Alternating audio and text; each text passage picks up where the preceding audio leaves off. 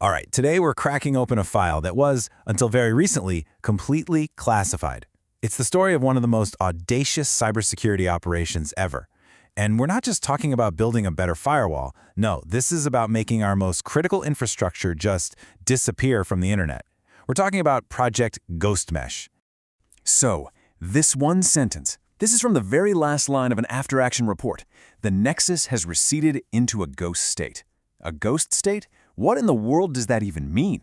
Well, that's the key, right?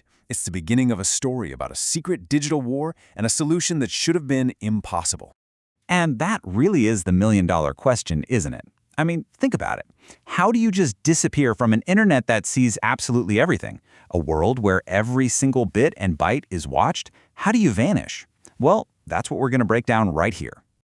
Okay, so to really get why they had to do something so extreme, we need to rewind the clock to 2025. This wasn't just, one single problem. It was the definition of a perfect storm, a bunch of digital disasters all hitting at once, threatening to bring everything down. So you've got this dual threat, a real two-front war. On one hand, you have a ticking time bomb baked right into our own tech, the Y2038 bug, nicknamed the Epochalypse.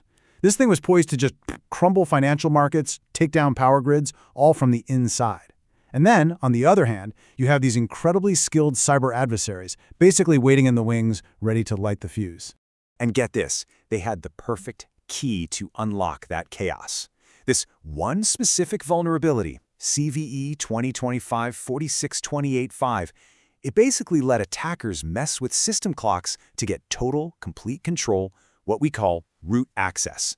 So suddenly, the Epochalypse wasn't this far-off maybe problem. No, it was a weapon, ready to go. It turned every clock in the world into a potential doomsday device. And the attacks? They just did not stop. They were relentless. In March, bam, Darkstorm team hits major social media, major airports. By June, this other group, Predatory Sparrow, takes it to a whole new level. They weren't just knocking things offline, they were actively destroying money. And this was happening all year long. It was clear, the old ways of defending ourselves, they just weren't working anymore. And we're not talking about some abstract damage here. In that one attack from Predatory Sparrow, $90 million. Just gone. Vaporized. That's the kind of real-world damage we're talking about. And the scary parts? The attacks were only getting worse. So, clearly, building bigger, stronger firewalls was a failing strategy. A new idea was needed. A really radical one. And that was Project Ghost Mesh. The thinking completely shifted. The goal was no longer to be unbreakable. The goal was to be completely invisible. Okay, now this is where things get really mind-bending. The core idea is something called temporal obfuscation. And it's not about encryption, scrambling your data. No, it's about hiding the fact that you're communicating at all. Think about it like this. Imagine trying to hide a whisper in that tiny silent pause between heartbeats. That's what Ghost Mesh does, but for data. It chops it up and hides it in the little sub-nanosecond gaps and jitters that are just a part of normal internet traffic. So what does that actually mean? It means that to any sensor out there, any spy tool looking at network traffic, this vital communication, it doesn't even register as communication. It just looks like meaningless static, statistical noise. It's the ultimate magic trick, hiding in plain sight. But okay, being invisible is one thing. You also have to be tough, right? Resilient. And this is another genius part. The designers didn't look at computer science textbooks for this. They looked at biology.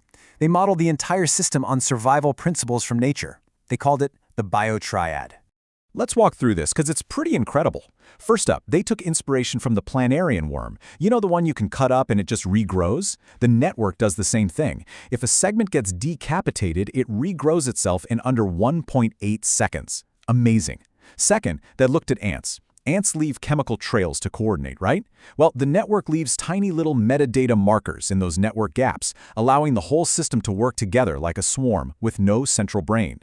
And finally, bees. Just like bees have specialized roles to protect the hive, the network has special honeypot nodes that act as decoys, tricking attackers into these dead-end traps, these black hole subnets, while the real network stays completely hidden.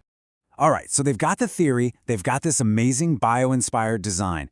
Now came the hard part, actually deploying it.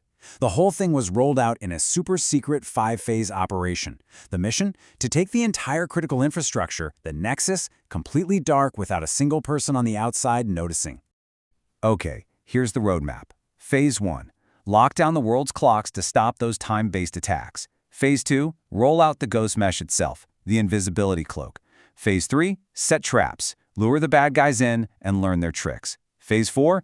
Time to fight back, the counterattack. And Phase 5? This one's wild. It was all about protecting against a threat that was still years away. But let's pause on Phase 4 for a second. Operation Midnight Sun. Because honestly, this was the gutsiest, most audacious part of the whole plan. This is where they stopped playing defense and went on the attack by flipping the script and using the enemy's own weapons against them. So check this out. They didn't just block the attacker's servers. Oh no, they hijacked them.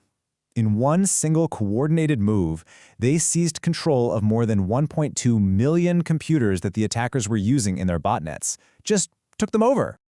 And this, right here, this was the master stroke.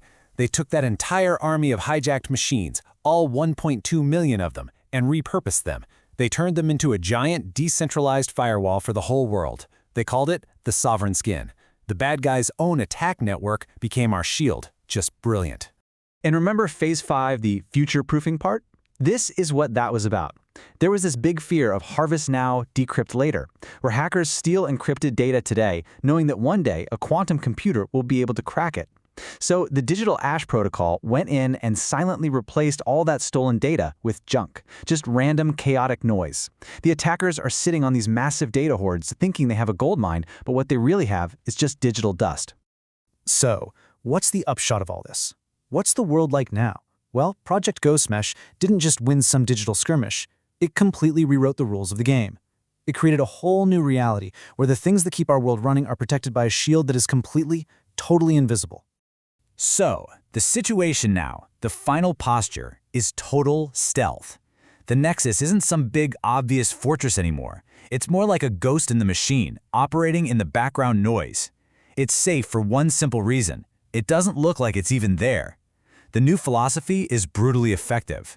You can't attack what you can't see. And that brings us back to the report. The final sign-off was this. The adversary is blind.